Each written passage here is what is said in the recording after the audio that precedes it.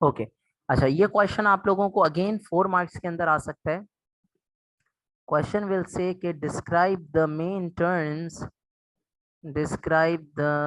Terms of government of India act, government of India act 1935।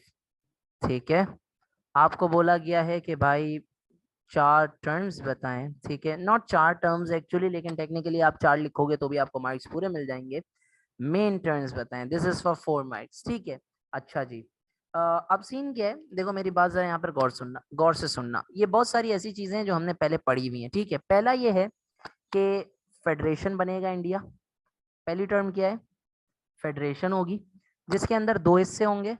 एक के अंदर princely states भी आएंगे, क्योंकि आरटीसी के अंदर बेटा प्रिंसली स्टेट्स ने आने के लिए अग्री किया था, याद है?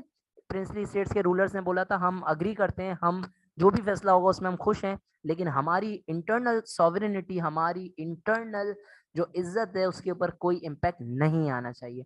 सो फेडरेशन बनेगा जिसके अंदर प्रिंसली स्टेट्स होंगे। ठीक है, एंड तमाम प्रोविंसेस होंगे जहां पर ब्रिटिश खुद गवर्न करती थी, जिसको हम कहते हैं प्रोविंसेस ऑफ ब्रिटिश इंडिया। दोनों में फर्क क्या है? दोनों में फर्क ये है कि ये वो प्रोविंसेस हैं जिसके अंदर ब्रिटिश की हुकूमत थी, ये वो जगह हैं जहां पर महाराजा रूल किया करते थे। ठीक है, so this was the first term of the government of India 1935। Second, बेटा मॉन्टफोर्ड रिफॉर्म्स, अगर आपको याद हो 1919 के मॉन्टेग्यू चेम्सफोर्ड रिफॉर्म्स, उसके अंदर ये बोला गया था कि डायरकी जो है वो इंट्रोड्यूस की जाएगी प्रोविंशियल लेवल के ऊपर, reserve subjects and the transferred subjects. ठीक है, यहाँ पर ये बोला गया कि डायरकी जो है, dyarchy will be dropped at provincial level.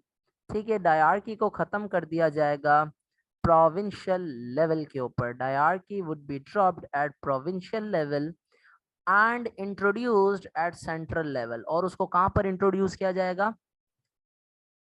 Central level के ऊपर। ठीक है, पहले क्या बोल रहे थे? पहले ये बोल रहे थे प्रोविंशियल लेवल के ऊपर अप्लाई होगी। ठीक है, जिसको इस पॉइंट में थोड़ी कंफ्यूजन है वो प्लीज वो वाली वीडियो जाकर देख ले, डायरकी वाली, तो बात क्लियर हो जाएगी। ठीक है। अच्छा जी, अब सीन क्या है? अब अगली चीज जो आपने याद रखनी है, देखो अब आप लोग बोलोगे कि सर अगर प्रोविंशियल लेवल के ऊपर डायरकी खत्म हो जाएगी, ठीक है, अगर प्रोविंशियल लेवल के ऊपर डायरकी खत्म हो जाएगी तो फिर प्रोविंशियल लेवल के ऊपर क्या आएगा? तो बेटा प्रोविंशियल लेवल के ऊपर आएगा अब प्रोविंसेस को, याद है आरटीसी के अंदर हमने ये बोला कि रिस्पॉन्सिबल गवर्नमेंट्स क्रिएट होंगी, तो ये बोला गया कि प्रोविंशियल ऑटोनॉमी दी जाएगी। प्रोविंशियल ऑटोनॉमी का क्या मतलब है? कि प्रोविंसेस अपने फैसले खुद लेंगे, प्रोविंसेस के पास ये इख्तियार होगा कि वो इंडियन मिनिस्टर, प्रोविंसेस के अंदर जो प्रोविंसेस का लीडर होता था ना, ये मैंने डायर की पढ़ाते हुए समझाया था, दोबारा से बता रहा हूँ कि प्रोविंसेस का जो लीडर होता था ना बेटा, एक कोई से भी प्रोविंस का, वो ब्रिटिश की तरफ से आता था। ठीक है, प्रोविंशियल गवर्नर, और उसको आइडियाज सजेशंस देने वाले इंडियंस के वोटेड, जो इंडियंस वोट लेकर जीत कर आते थे, जिनको इंडियन मिनिस्टर्स कहा जाता है, वो लोग होते थे। सही है। अब सीन ये था कि प्रोविंशियल ऑटोनॉमी देने का ये मतलब है कि जो प्रोविंशियल गवर्नर होगा वो सुनेगा किसकी बातें? प्रोविंशियल मिनिस्टर्स की।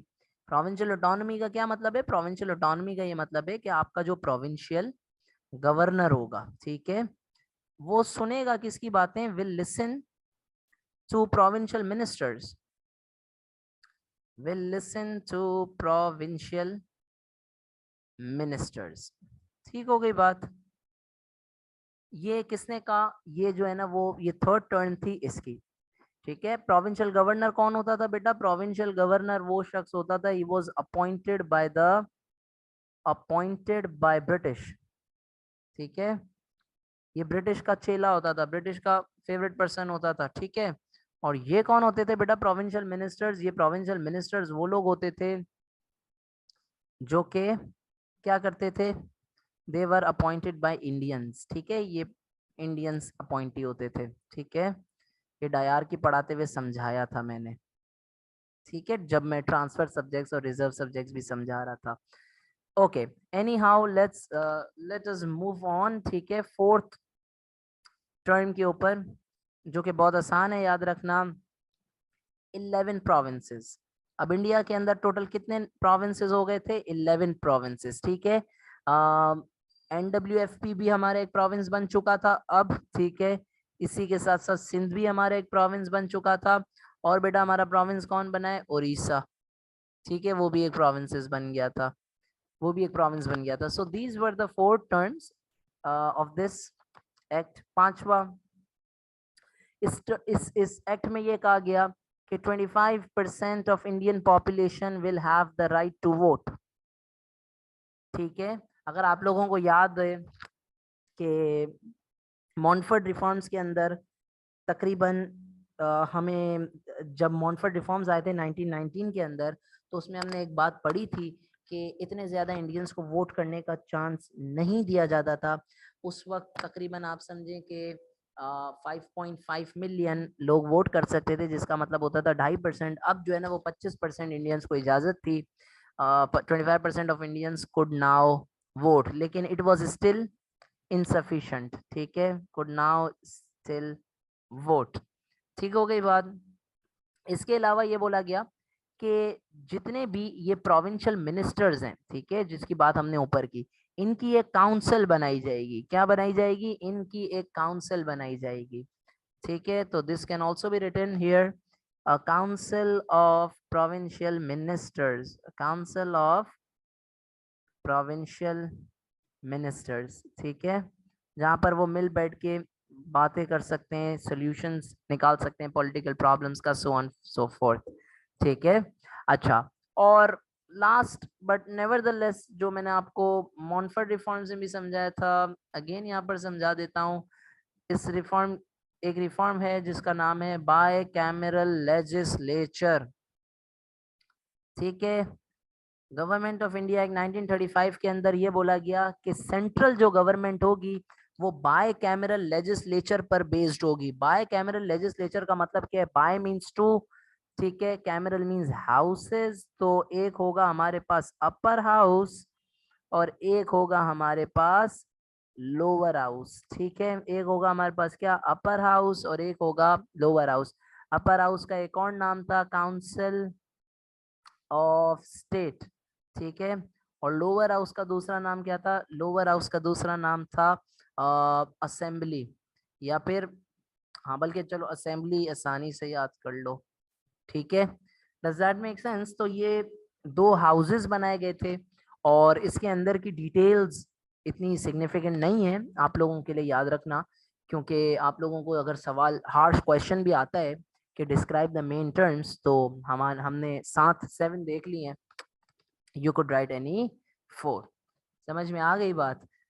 ओके, नाउ थोड़ी सी जस्ट आपकी बात पूरी करने के लिए, just to complete my point, इस अपर काउंसिल के अंदर, सॉरी अपर जो हाउस है, इसके अंदर टोटल जो मेंबर्स थे वो 156 मेंबर्स होंगे। कितने मेंबर्स होंगे?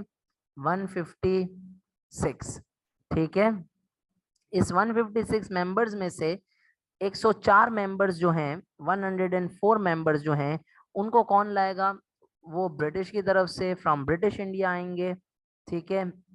और बाकी के जो रिमेनिंग मेंबर्स हैं 52, वो प्रिंसली स्टेट्स में के जो लीडर्स हैं, वो लोग जो मेंबर्स भेजेंगे वो होंगे, क्योंकि हमें प्रिंसली स्टेट्स को भी साथ लेकर के चलना है। समझ आ गई बात? इसी तरीके से लोअर असेंबली के अंदर, लोअर हाउस के अंदर, जिसको असेंबली कहते हैं, उसके अंदर ये कहा गया कि 250 लोग होंगे, ठीक है, जिसमें से टोटल मेंबर्स 250 होंगे, जिसमें से 125 जो है ना वो ब्रिटिश इंडिया प्रोविंसेस से आएंगे, ठीक है। और बाकी के जो होंगे 125 वो कहाँ से आएंगे? प्रिंसली स्टेट्स से आएंगे, सही है। अच्छा, अब just to give you a bit of context, बेटा ये जो ब्रिटिश प्रोविंसेस थे ये क्या थे और प्रिंसली स्टेट्स क्या थे?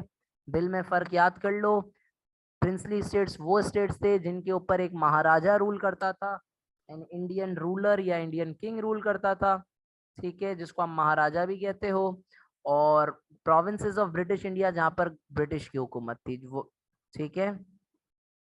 तो सर क्या इसका मतलब ये है कि पूरे इंडिया के ऊपर ब्रिटिश की हुकूमत नहीं थी? नहीं नहीं, इसका मतलब ये नहीं है। इसका मतलब बस ये है कि प्रिंसली स्टेट्स के जो लीडर्स होते थे ना, नवाब्स वगैरह, उनके ना दोस्ती ऐसी टाइट होती थी, ठीक है, कि लोग जो है ना वो उनको, जो ब्रिटिश है वो उनको अपनी स्टेट्स के अंदर रूल करने देती थी।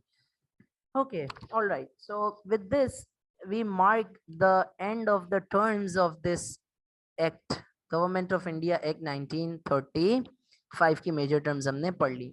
अच्छा, अब जो दूसरी चीज हमें इसके बारे में पढ़नी है वो ये है कि मैं आपको एक कुछ वर्ड्स शेयर करूंगा जो आपने सुनने हैं। देखो, हिंदूज जो थे ना, उनमें से जो लीडर थे उनके नेहरू नेहरू ने इस पूरे एक्ट को ये कहा, it is a charter of slavery. Nehru ने इस पूरे एक्ट को क्या कहा? नेहरू साहब कह रहे हैं कि it was a charter of slavery. ठीक है, सो इस कमेंट से, इसी तरीके से जिन्ना साहब ने ये कहा, it is a defective document. Jinnah साहब ने क्या किया, क्या कहा कि it is a defective document. तो what do you think guys, क्या रिएक्शन होगा इंडियंस का? डेफिनेटली इंडियंस को ये मजा नहीं आया होगा जब उन्होंने ये एक्ट को देखा। सही है, so Indians would have definitely opposed this act. ठीक है, अब सवाल ये पैदा होता है कि why was this act opposed? ठीक है, इस